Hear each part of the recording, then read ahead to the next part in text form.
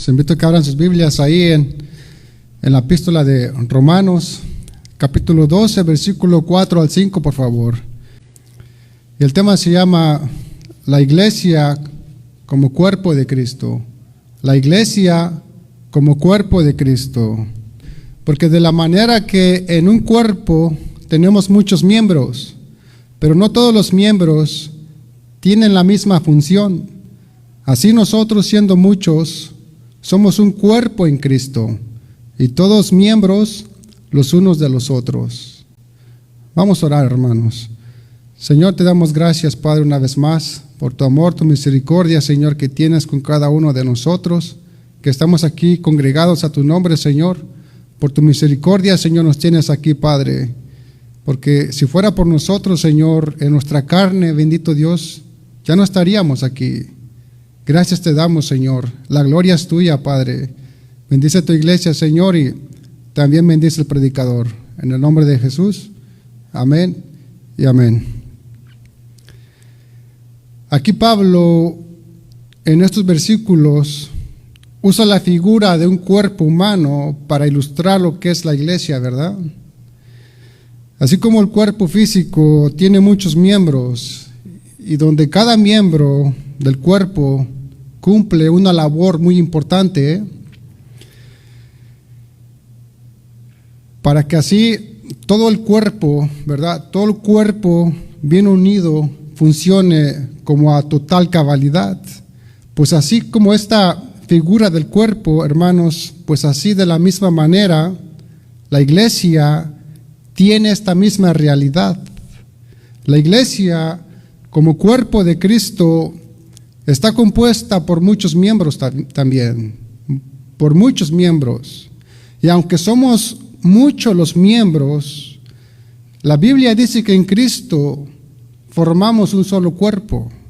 Cristo solamente tiene un cuerpo, ¿verdad? Un solo cuerpo, donde cada miembro, escúcheme bien, donde cada miembro ejerce una labor importante.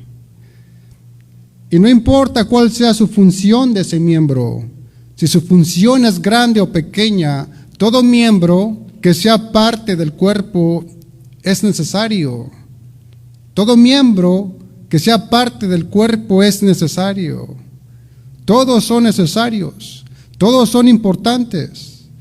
Cada miembro tiene su valor, y tiene su valor no por lo que hace, sino en lo que es parte de ese cuerpo. Ya sea el pie o la mano, hablando figuradamente al cuerpo, el ojo o la nariz, ¿verdad?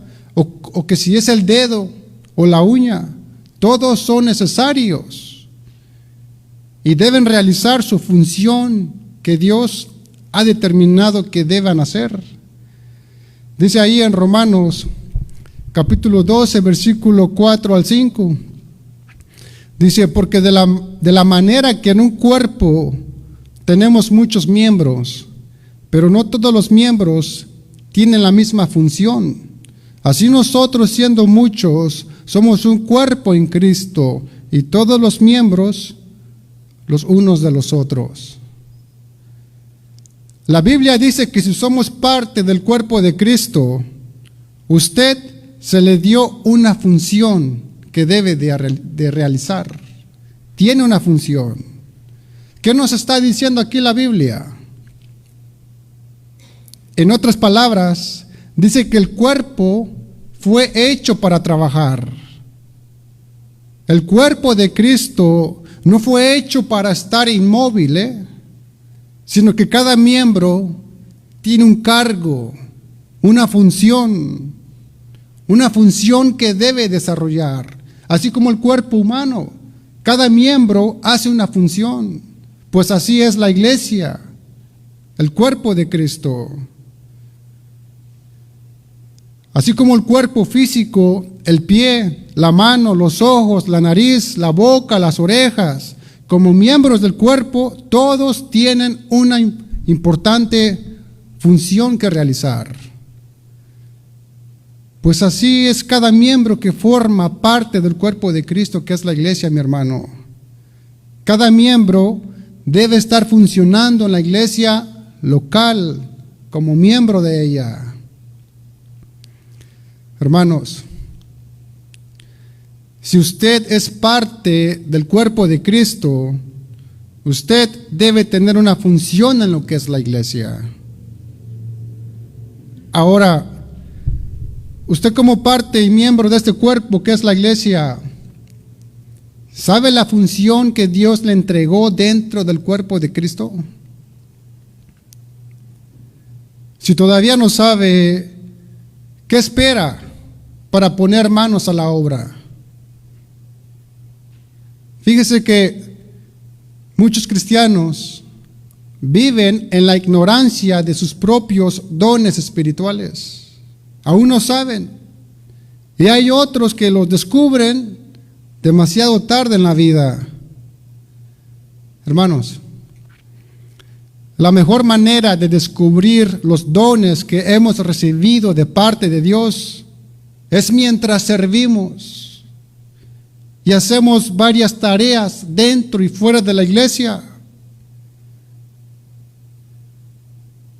Con mucho amor le recuerdo que no podemos venir a la iglesia todos los domingos y permanecer siempre en la misma posición de meros visitantes, No podemos.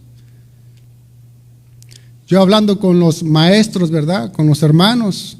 Había hermanos que habían pasado 5, 10, 15 años, ¿verdad? Sentados en la banca. Pero para la gloria de Dios, hace un tiempo se levantaron a servir. Y ahora han visto la diferencia. Y es que siempre el compromiso te trae a Dios. Para explicar mejor esto, pongamos el ejemplo de todo niño que nace con ciertas habilidades naturales. Durante los primeros años de vida de este niño, de cualquier niño con grandes habilidades, fíjese que estas habilidades se mantienen escondidas. No son descubiertas al instante. No son descubiertas estas habilidades enseguida. Un niño puede nacer con talento para el atletismo, por ejemplo, mientras que otro puede nacer con talento para la música. Pero aunque estos talentos estén presentes desde el nacimiento, cada niño debe trabajar para descubrir y desarrollar sus talentos antes de que sean evidentes y útiles. Por ejemplo, aquel niño que es atléticamente dotado, ese niño debe probar varios deportes antes de descubrir su talento natural. Y está el ejemplo de Michael Jordan, ¿verdad? Que nació como un talentoso basquetbolista. Pero Michael Jordan todavía necesitó años de práctica y entrenamiento antes de convertirse en el mejor jugador de baloncesto de su tiempo. Asimismo, el niño musical, el niño que le gusta la música, cualquier niño que sea bueno para la música debe estar expuesto a diversos instrumentos musicales antes de conocer su pasión por su instrumento favorito. En otras palabras, hermanos, los talentos naturales no aparecen simplemente, deben descubrirse, desarrollarse y dominarse mediante el trabajo duro. Lo mismo ocurre también con los dones espirituales. En el momento en que llegamos a la fe, el Señor nos regala dones espirituales. Pero en nuestro estado espiritual de inmadurez, nuestro don permanece oculto y debe ser descubierto y desarrollado. En resumen, nuestro don espiritual nos es dado en el momento de nuestra salvación, pero nuestro don no será obvio hasta que hayamos dedicado tiempo a esforzarnos por descubrirlo mediante pruebas, errores y tropiezos. Así es como se descubren nuestros dones. Y solo se desarrollará y madurará a través de la experiencia en el servicio al Señor. Solamente así es como usted va a descubrir esos dones que el Señor le ha entregado a usted en el servicio a Él, en su servicio al Señor, en su servicio en su iglesia local. Amén. Hermanos, yo sé que puede ser difícil descubrir los dones espirituales que Dios nos ha derramado, pero es mejor servir que no estar sirviendo. Es mejor servir que no estar sirviendo. Dice Romanos capítulo 12, versículo 11. Romanos 12, 11 dice: en lo que requiere diligencia, no perezosos, fervientes en espíritu, sirviendo al Señor. Sirviendo al Señor. Muchos desprecian el servicio al Señor. Según el diccionario de la lengua española, diligencia quiere decir cuidado en la ejecución de una cosa. Diligencia significa prontitud, agilidad, prisa, importancia, prioridad. Una persona diligente es descrita como alguien cuidadosa, rápida, activa para responder. Esto quiere decir que las actividades en la obra de Dios, o sea, dentro del ámbito de la iglesia, dice la Biblia que no se admite demora alguna, y mucho menos pasividad, quietud, falta de espíritu, indiferencia como algunos tienen. Se requiere diligencia, fervientes en espíritu y sirviendo al Señor. No, es que esta iglesia está muy pequeña, aquí yo no sirvo. Yo quiero una iglesia grande. No, hermano, no ha comprendido usted entonces dónde Dios lo ha colocado. Pero la falta de interés en la obra de algunos cristianos, hermano, la falta de interés en la obra de algunos cristianos no tiene cavidad en la Biblia, No tiene cavidad. Hermano, para que tu relación con Dios crezca, es necesario que pongas tus habilidades al servicio al Señor. Jesús quiere que pongas tus habilidades a su servicio. Dios no tiene en poco lo que hagas por Él. Él no ve el tamaño de la acción, sino el corazón con el que actúas. Hermano, no ocupas un puesto para servir, sino un corazón dispuesto.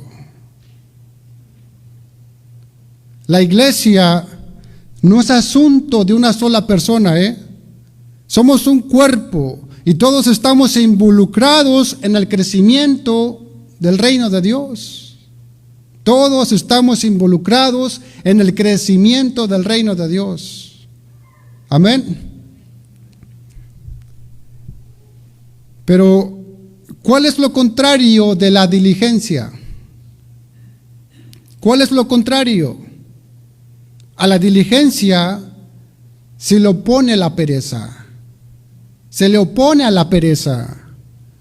Habitualmente el perezoso no hace ni quiere hacer nada.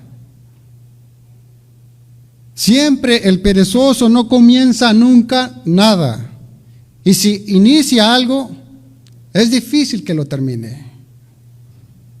Porque cualquier esfuerzo es demasiado grande para el perezoso.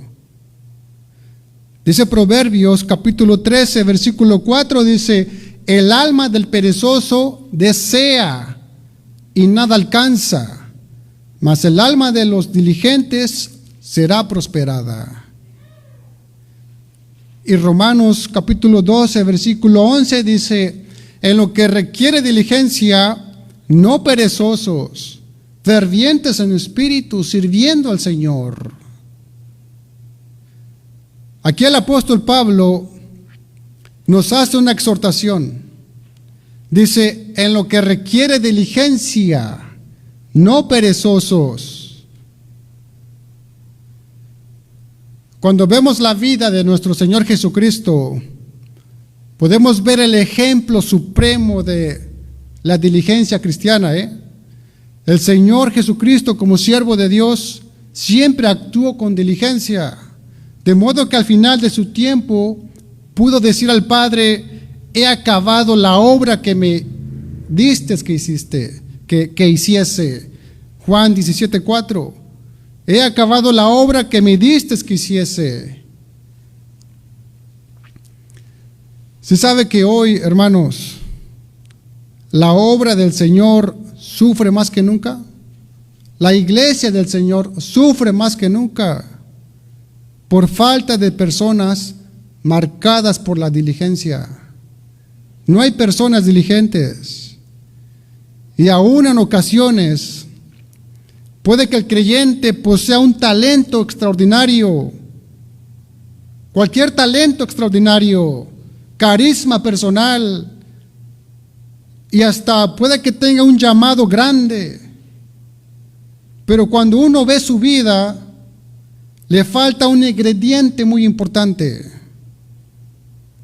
Ese ingrediente es diligencia, ser diligente. No es diligente. ¿Se imagina qué más se podría hacer si tuviéramos más creyentes, obreros y líderes marcados por la diligencia? Que sean diligentes. Muchas cosas, hermanos.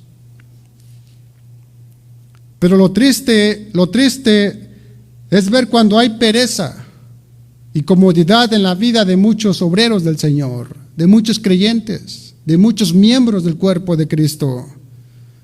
Obreros que por su falta de diligencia paralizan la obra del Señor. Hermanos, esto es uno de los mayores problemas. ¿Por qué la obra del Señor no avanza con ímpetu, con poder, con fuerza?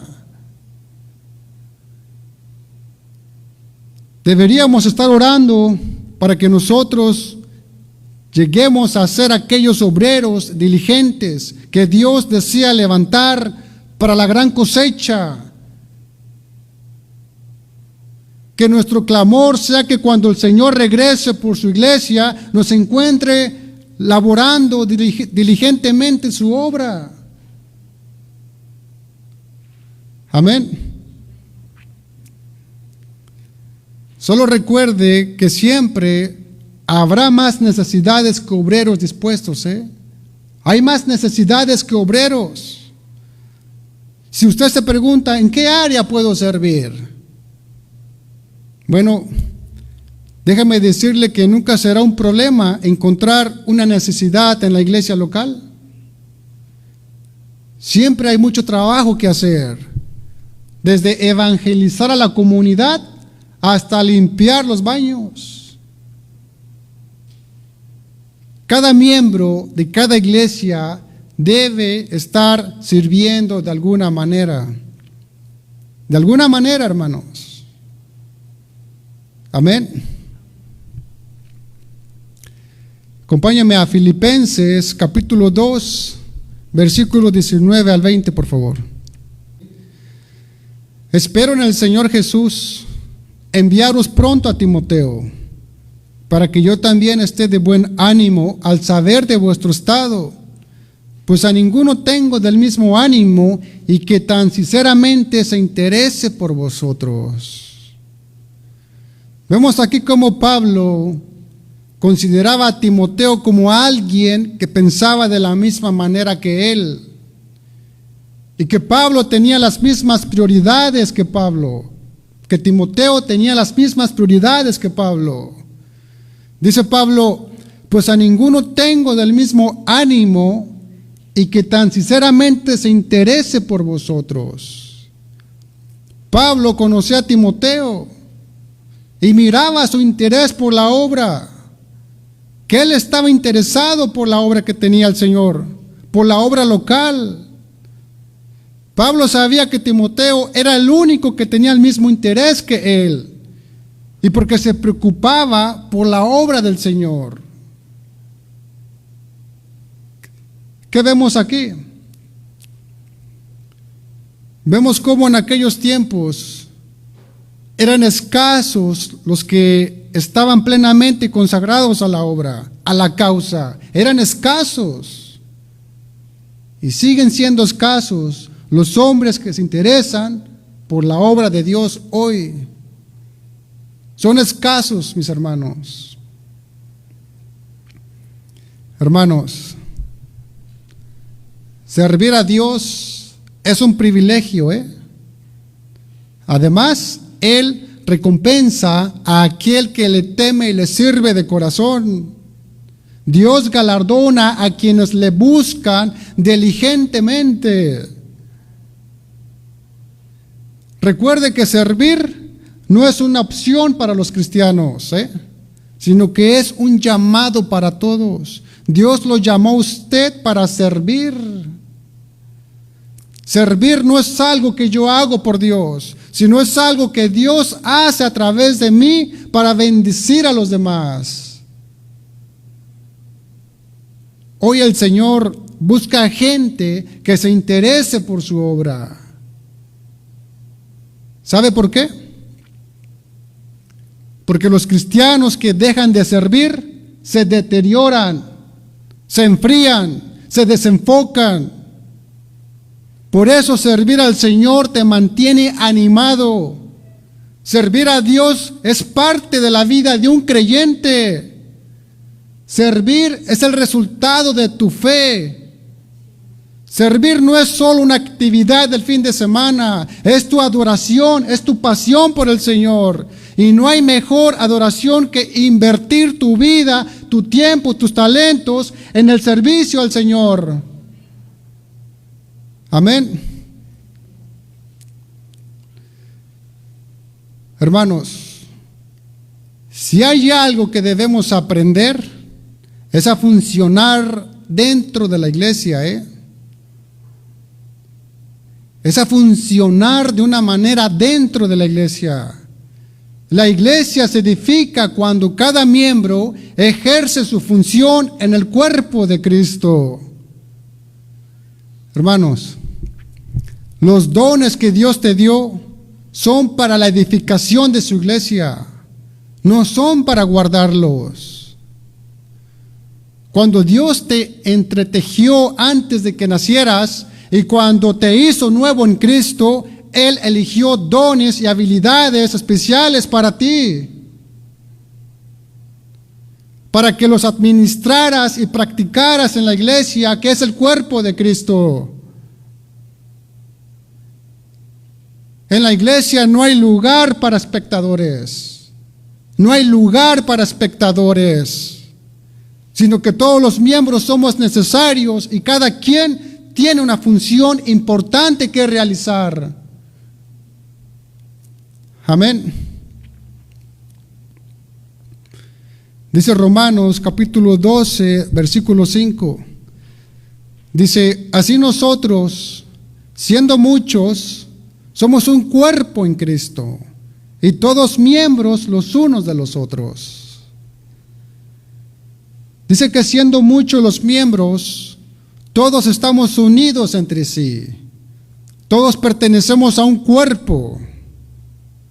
Al momento de que usted fue salvo, usted fue colocado en el cuerpo de Cristo. De modo que es imposible ser cristiano y estar afuera del cuerpo de Cristo, Es imposible. Un miembro que está separado del cuerpo está muerto. Si nos separamos, estamos muertos y no funcionaremos correctamente. Aquel que está separado del cuerpo, que es la iglesia, no está funcionando.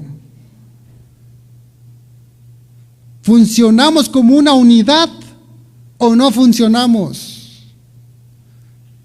¿Somos uno o no somos nada? ¿Somos parte de la iglesia o no somos nada? No hay tal cosa como cristianos en la iglesia, ¿eh?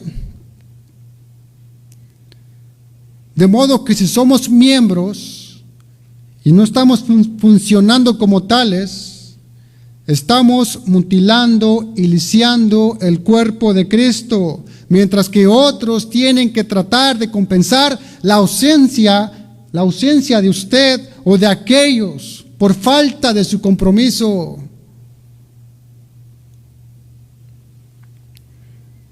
Hermanos, se sabe que por lo menos usted tiene un don. Usted por lo menos tiene un don. Úselo para la edificación de su iglesia. Úselo para la obra del Señor. Dice Primera de Pedro 4:10. Dice allí, cada uno según el don que ha recibido, ministrelo a los otros, como buenos administradores de la multiforme gracia de Dios. Aquí Pedro no dice, cada uno si es que ha recibido un don. Eso no es lo que está diciendo. Él dice, según el don que ha recibido, ministrelo a los otros. Úselo sirviendo los unos a los otros. Y en 1 Corintios capítulo 12, versículo 7, dice allí, pero a cada uno le es dada la manifestación del Espíritu para provecho. Aquí no dice que algunos cristianos se les dan esas manifestaciones. Eso no es lo que está diciendo. Dice, sino a cada cristiano le es dada la manifestación del Espíritu para provecho. En otras palabras, cualquier don que tengamos, debemos dedicárselo a Dios y usarlo para el provecho de toda la iglesia, hermanos. Los dones espirituales son instrumentos para edificar, no son juguetes ni armas. En la iglesia de Corinto, en el Nuevo Testamento, los creyentes estaban haciendo daño a la iglesia porque estaban abusando de los dones espirituales que habían recibido de Dios. Usaban los dones para fines propios y no como medios con el fin de edificar a la iglesia. Y es por eso que el apóstol Pablo, dirigiéndose a los corintios, les dice ahí en 1 Corintios capítulo 14, versículo 27 al 28, les dice Pablo, si habla alguno en lengua extraña, sea esto por 2, o a lo más 3, y por turno, les dice, y yo no interprete. Y si no hay intérprete, calle en la iglesia y hable para sí mismo y para con Dios. Vemos cómo esto, hermanos, se repite hoy en las iglesias actuales, de aquellas iglesias de cierta denominación. Vemos grandes cantidades de personas supuestamente hablando en lenguas sin que nadie interprete, violando completamente el orden establecido de la palabra de Dios. En la misma carta, el apóstol Pablo nos dice en 1 Corintios, capítulo 14, versículo 33, que nuestro Dios no es un Dios de confusión, sino de paz, como en todas las iglesias de los santos. Hermanos, cada vez que escuchemos a alguien supuestamente hablando en lenguas sin nadie que interprete, o cada vez que vemos a las personas que saltan como trampolín y danzan supuestamente bajo el control de un espíritu incontrolable, están contradiciendo lo que la misma palabra revela acerca de los dones espirituales. Sabemos que esas personas no están bajo el control del Espíritu de Dios.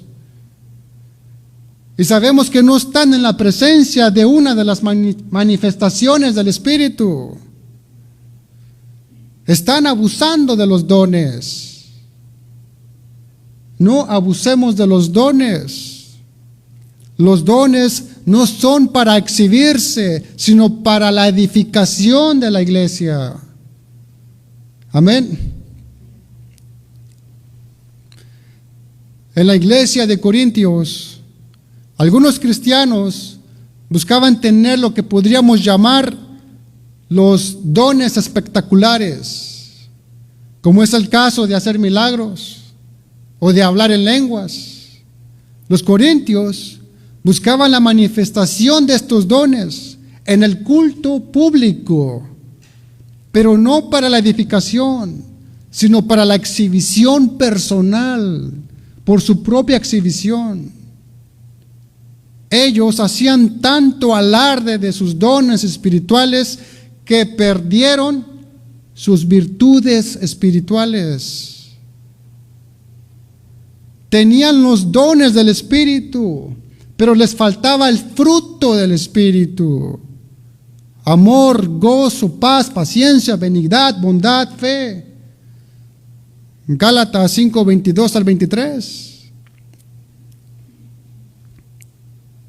Por eso es necesario distinguir entre dones y frutos del Espíritu. Es necesario. La gran mayoría de las personas confunden el uso de los frutos con el de los dones del Espíritu Santo.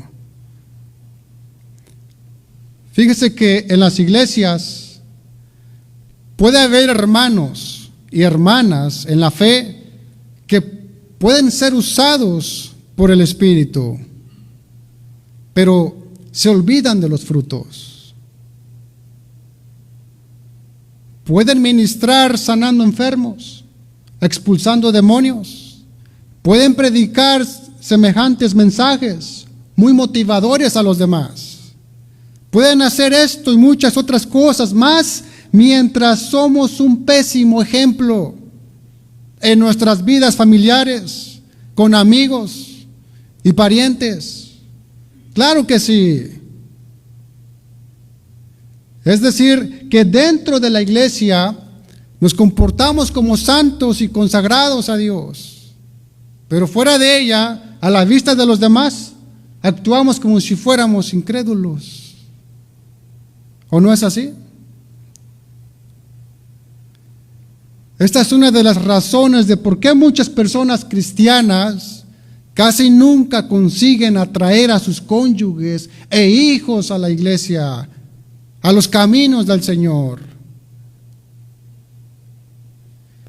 El hecho de que una persona sea usada por Dios a través de sus dones no confirma nada de su santidad delante del Señor. Fíjese que Dios usó a una asna para hablar a Balaam.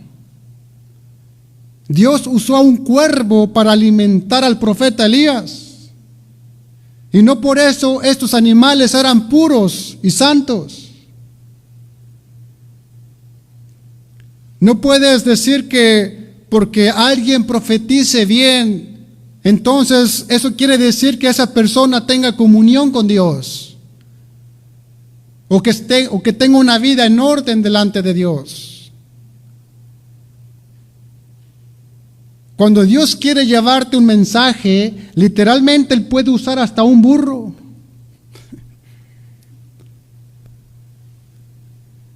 Así que nunca te impresiones por un don de alguien, sino por un fruto. Por un fruto. Para Pablo era más importante el ser que el hacer. Ejercer amor, alegría, paz, paciencia, benignidad, bondad, fe, mansedumbre y templanza delante de Dios y de los hombres. Esto es y será siempre la voluntad máxima de Dios para cada uno de nosotros. Reflejar los frutos del Espíritu Santo. Así que no conozcas a alguien por los dones, conócelo por los frutos. Mateo 7:16 dice, por sus frutos los conoceréis. Amén. Puede ponerse de pie, por favor, hermano.